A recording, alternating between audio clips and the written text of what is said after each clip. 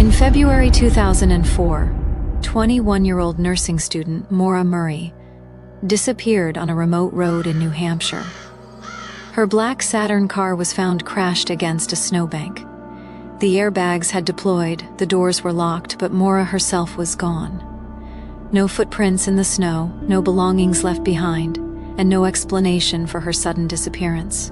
The night was cold, the roads empty, and it was as if she had simply vanished.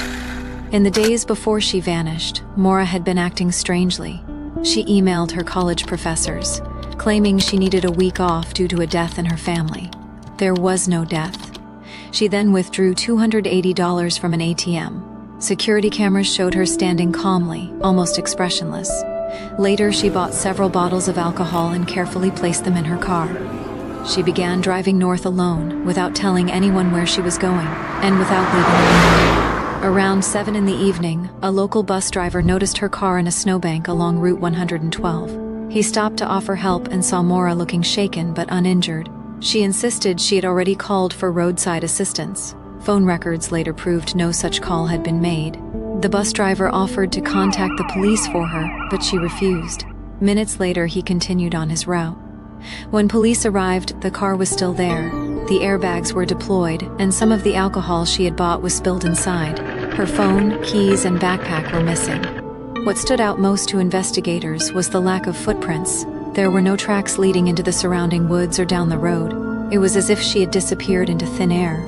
Search teams scoured the forest for days. Officers walked mile after mile through the snow with flashlights. Dogs were brought in to track her scent. Helicopters flew overhead. Volunteers combed the area, but no trace of Maura was ever found. No clothing, no personal items, no clues, nothing that could explain where she went. Speculation quickly arose. Some believed she had been abducted. Others thought she might have had an accident in the woods and was never found. Some suggested she ran away intentionally to start a new life. Investigators looked into her past for answers. She had experienced minor stress, a small car accident days before, and a disciplinary warning at school, but nothing that seemed serious enough to explain her sudden disappearance.